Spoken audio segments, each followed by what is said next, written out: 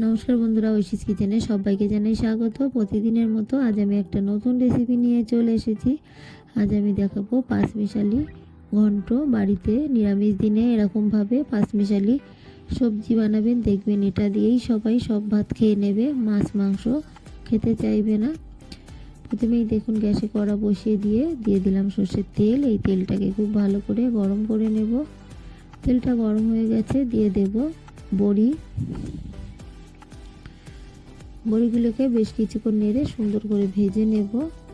বাড়িতে বড়ি থাকলে দেবেন, বড়ি দিলে বেশি ভালো হয়। তবে বড়ি না থাকলেও এই পাঁচমিশালি সবজি খেতে দারুণ লাগে। বড়িটা না দিয়ে একইভাবে বানাবেন, সেটাও কিন্তু খেতে ভালো হবে। বেশ কিছুক্ষণ নেড়ে দেখুন বড়িটাকে খুব সুন্দর করে আমি ভেজে নিয়েছি। এই বড়িগুলোকে তুলে নেব।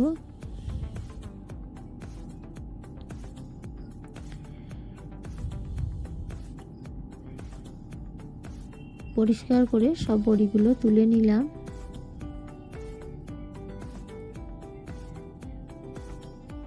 তেলের মধ্যে দিয়ে দেব শুকনো লঙ্কা, দিয়ে দেব তেজপাতা,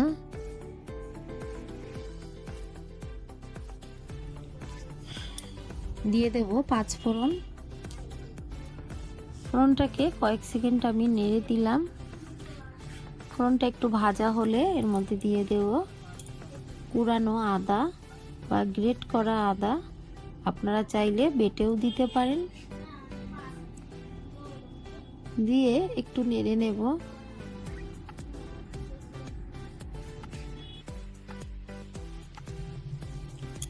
দিয়ে দিলাম একটা কুচানো টমেটো।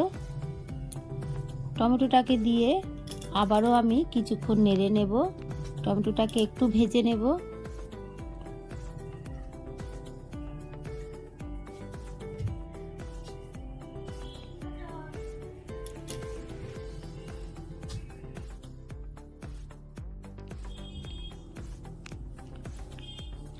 টমেটোটাকে বেশ কিছুক্ষণ নেড়ে আমি ভেজে নিলাম। এরপর এর মধ্যে দিয়ে দেব কেটে রাখা পাঁচমিশালি সবজি। এখানে সবই শীতের সবজি আছে। এখানে ফুলকপি, বিটকপি, শিম আছে, গাজর আছে, বাঁধাকপি আছে, পেঁয়াজকালি। আপনারা আপনাদের পছন্দ মতো সবজি দেবেন। আমার বাড়িতে যে সবজিগুলো ছিল আমি সেইগুলোই দিলাম। আপনারা চাইলে আরও কিছু অ্যাড করতে পারেন এর মধ্যে। আমি একটা আলুও কেটে দিয়েছি এর মধ্যে। এইভাবে বেশ কিছুক্ষণ এইগুলোকে আমি ভালো করে নেড়ে কষিয়ে নেব।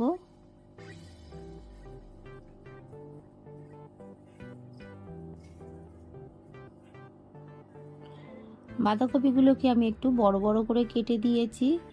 দিয়ে দিলাম চিরা কাঁচা লঙ্কা, দিয়ে দিলাম ফ্রেশ মটরশুঁটি, দিয়ে আবারও বেশ কিছুক্ষণ এইভাবে নেড়ে কষিয়ে নেব।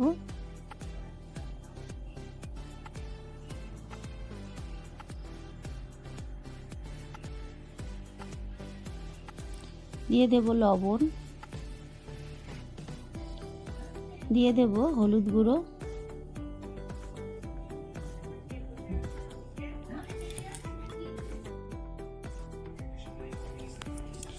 দিয়ে খুব ভালো করে সবজিগুলোকে এবার কষিয়ে নেব।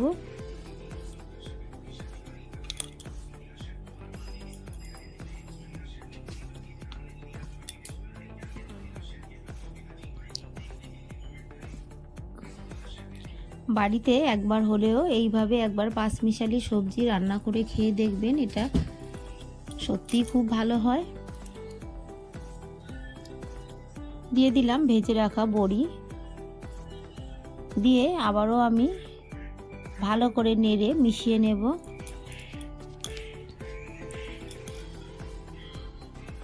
ঢাকা চাপা দিয়ে কিছুক্ষণ আমি রেখে দেব। কিছুক্ষণ পর ঢাকাটা তুলেছি, দেখুন সবজিগুলো কালারটা চেঞ্জ হয়ে গেছে আর কতটা কমে গেছে। এটা কিন্তু আরও অনেকটাই কমে যাবে। আরও বেশ কিছুক্ষণ এইভাবে আমি রান্না করে নেব। একটু নেড়ে নিয়ে আবারও ঢাকা দিয়ে দিলাম। দেখুন বেশ কিছুক্ষণ পর আমি ঢাকাটা তুলে আবারও একটু নেড়ে দেব। সবজিগুলো সব সিদ্ধ হয়ে গেছে আর কতটা কমে গেছে।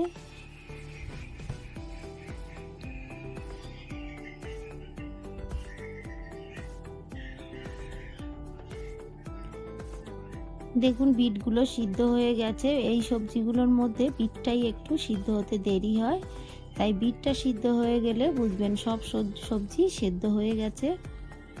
আপনারা চাইলে একটু চিনিও দিতে পারেন, তবে এখানে বিট আছে, গাজর আছে, তাই সবজিগুলো দেওয়ায় একটু মিষ্টি আছে, তাই আমি আলাদা করে মিষ্টি দিলাম না। গ্যাসের ফ্লেমটাকে আমি অফ করে দিলাম।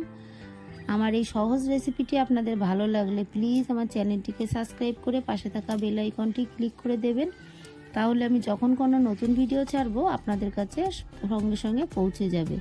রেসিপিটি ভালো লাগলে একটা লাইক করতে ভুলবেন না। রেসিপিটি কেমন লাগলো আমাকে কমেন্ট করে জানাবেন। ভালো থাকবেন, সুস্থ থাকবেন।